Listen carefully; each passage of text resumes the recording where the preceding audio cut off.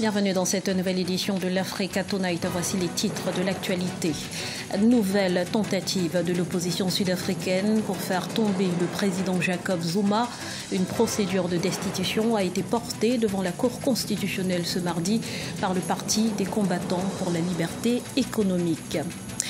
Le Tchad à la recherche de financement. Une table ronde des bailleurs de fonds se tient jusqu'à ce 8 septembre 2017 à Paris. Objectif, mobiliser plus de 3 000 milliards de francs CFA pour combler le gap d'un plan estimé à 5 000 milliards de francs CFA. Et puis des jeunes béninois auraient-ils imaginé le fourneau du futur?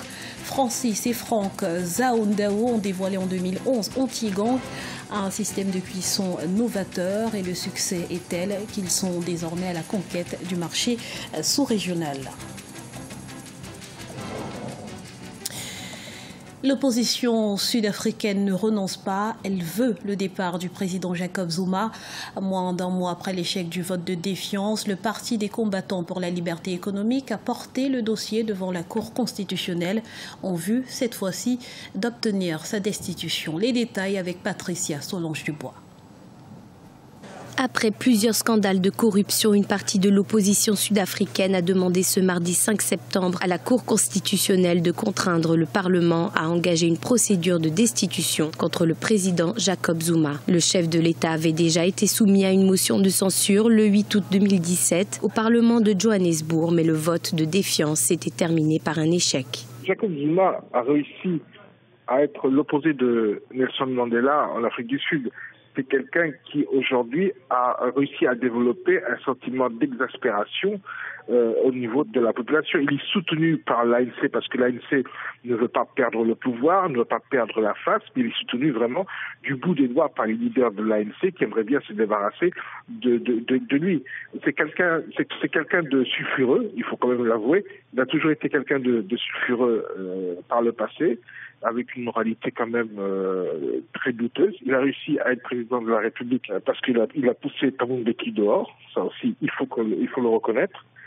Maintenant, le souci qu'on a avec lui, c'est que il pose des problèmes de corruption. Jacob Zuma pose des problèmes plus que de solutions. Dans une affaire d'abus de biens sociaux, Jacob Zuma avait refusé de rembourser l'argent dépensé par le Trésor public pour des travaux de modernisation de sa résidence privée de la province de KwaZulu-Natal. Il en a finalement rendu une partie, soit plus d'un demi-million d'euros, après un jugement rendu en 2016 par la Cour constitutionnelle qui l'a reconnu coupable de violation de la loi fondamentale. Nous demandons à la Cour d'ordonner au Parlement d'examiner si le président doit être destitué ou non. Le comportement du président n'a pas été examiné à la loupe. Ce que nous demandons, c'est qu'il y ait une enquête sur son comportement dans le cadre d'une procédure de destitution. Le président Jacob Zuma a jusqu'à présent survécu à plusieurs motions de défiance. Il s'agit de la dernière tentative en date de l'opposition pour faire tomber le chef de l'État. Au pouvoir depuis 2009 et dont le second mandat expire en 2019, Jacob Zuma, âgé de 75 ans, ne se représentera pas à ce poste.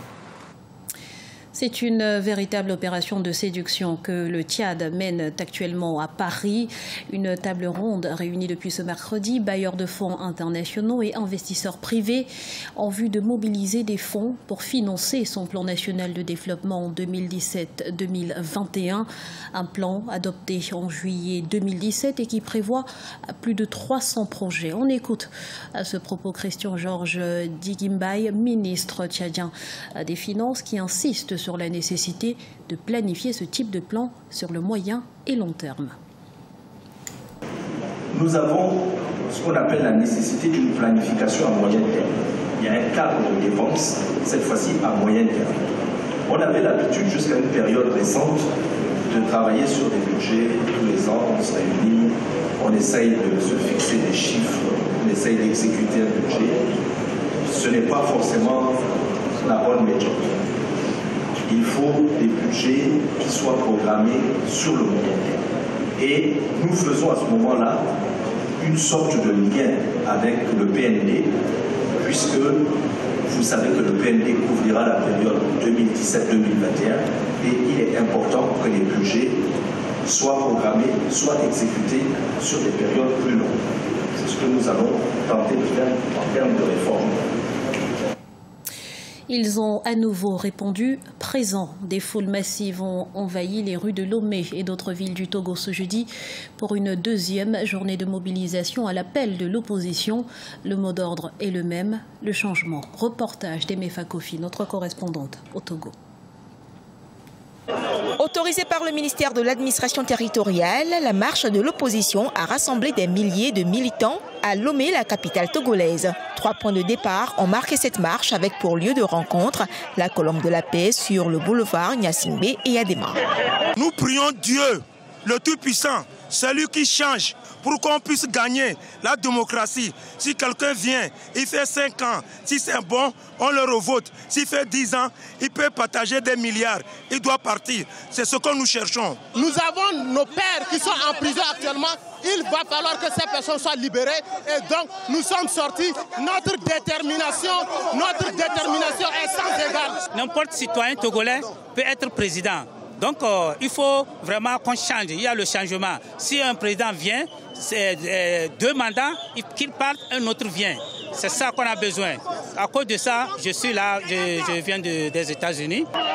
Cette marche est à l'initiative d'une dizaine de partis politiques de l'opposition. Selon eux, le décret présidentiel pris en Conseil des ministres le 5 septembre 2017, la veille de cette manifestation, est relatif à la limitation du nombre de mandats présidentiels et le mode de scrutin, ne saurait pour l'heure empêcher les poursuites des revendications de l'opposition pour la mise en œuvre des réformes politiques. Ce n'est pas la première fois que ce gouvernement nous envoie un tel projet à l'Assemblée nationale. Là, le peuple a le dernier mot. Nous revendiquons la mise en œuvre des réformes prescrites par l'APG, notamment le déverrouillage de toutes les institutions locales ou nationales du pays. On en est arrivé là parce que pendant longtemps on a refusé d'écouter le peuple. Voilà. Ce qui est sûr, on n'est plus à l'heure de compromis. Ces marches prévues pour les 6 et 7 septembre ont eu lieu à Lomé et dans 10 villes du Togo. En rappel, l'opposition politique togolaise demande depuis peu le retour à la constitution de 1992, une constitution qui limitait le nombre de mandats présidentiels à 2. Et un de plus, le fonds Africa 50 vient d'enregistrer un nouvel adhérent. Il s'agit de Djibouti, qui espère ainsi diversifier ses ressources de financement pour soutenir les grands projets d'infrastructures en cours et plus précisément l'ambitieux programme baptisé Vision Djibouti 2035. Les détails avec Wendiam Valentin Compaoré, commenté par Aminata Diak. Le fonds Africa 50 s'agrandit. Un nouvel actionnaire étatique vient de faire son entrée dans le capital de la structure financière panafricaine initiée par la Banque africaine de développement. Il s'agit de Djibouti qui rejoint ainsi une vingtaine de pays actionnaires. Ce pays qui a enregistré une croissance économique de 6,5% en 2016 est dans une dynamique économique positive tirée par le secteur portuaire qui représente 80% de son produit intérieur brut. L'objectif de ce pays de la Corne de l'Afrique en adhérant à ce fonds étant de financer ces grands projets infrastructurels. Ce premier fonds souverain africain d'investissement va permettre à Djibouti de diversifier ses ressources de financement pour soutenir les projets d'infrastructure en cours, mais aussi impliquer le secteur privé national. Le schéma de croissance dessiné selon le gouvernement djiboutien permet de créer plus de 200 000 emplois avant 2035. Le taux de chômage qui dépasse les 40% devrait considérablement baisser pour se situer à 10% dans les 20 années à venir. Mais il va falloir relever un défi de taille pour atteindre tous ces objectifs, attirer le maximum de capitaux pour combler le déficit d'investissement dans le pays. L'adhésion au véhicule d'investissement appelé Africa 50 s'inscrit dans cette logique.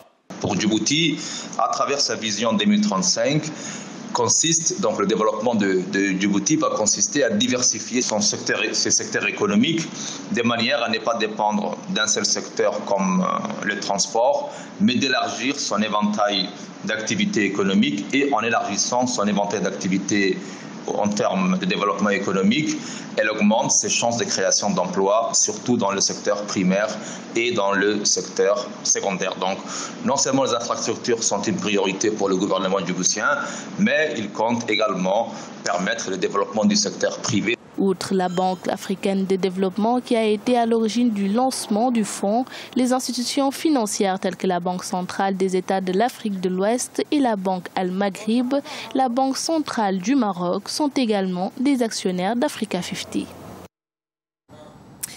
Direction le Bénin, à présent à la rencontre de Francis et Franck, deux jumeaux qui ont imaginé et conçu la tigane en système de cuisson écologique à énergie renouvelable. Le combustible n'est autre que des coques de noix de palme.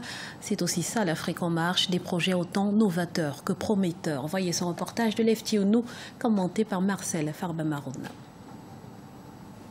100 nouveaux prototypes des foyers Atingan seront présentés au public le 16 septembre 2017. Atingan est un foyer écologique créé par des jumeaux béninois Francis et Franck Zanoun Daro. Les premiers modèles de ce foyer avaient été révélés au public en 2011, des foyers qui ont connu un succès de vente de près de 4000 exemplaires, bien qu'étant en phase expérimentale. Destinés aux ménages, promoteurs de restaurants et aux industriels, les prototypes finis des foyers Atingan seront disponibles sur le marché en 2018. J'exploite le foyer Atingan depuis 3 ans. C'est très économique et efficace. J'utilisais le charbon pour mon commerce et cela me coûtait 10 000 francs CFA par semaine. Avec le foyer Atingan, j'utilise simplement 5 000 francs CFA du combustible d'Ekigan. De plus, le panneau solaire fonctionne même quand il pleut. Les foyers Atingan utilisent la coque de noix de palme comme combustible. Il en existe 5 types de modèles, dont des modèles industriels et des cuisinières à 3 feux. Les versions améliorées sont énergiquement rentables selon des spécialistes. Ils disposent d'un système d'allumage automatique, de réservoirs de combustible, d'une matrice isolante en argile recouverte de métal inox et sont accompagnés de lampes de 8 watts. Là maintenant, on ne fait que la vente des 100 premiers prototypes qui seront vendus à des prix sponsorisés. Mais quand nous allons lancer les foyers Atingan pour les ménages et pour le lambda des Béninois disposent d'un système qui permet de le livrer à crédit. C'est-à-dire c'est un système de codage qui fonctionne pendant 1 mois, mais réclame un code à chaque mois pour continuer de fonctionner. Les jumeaux Francis et Franck Zanoun Daro ont installé une usine de production dans le quartier Finanfa de la commune d'Abomey-Calavi à Cotonou, situé dans le département de l'Atlantique. Ils entendent desservir les foyers dans la sous-région. À travers leur agence de travaux agricoles, les jumeaux entendent accélérer la production du palmier à huile en vue d'avoir plus de coques pour assurer la disponibilité du combustible. Ce journal a été réalisé par l'ensemble de la rédaction. Merci pour votre fidélité. Dans un instant, une nouvelle édition de l'information sur Africa 24.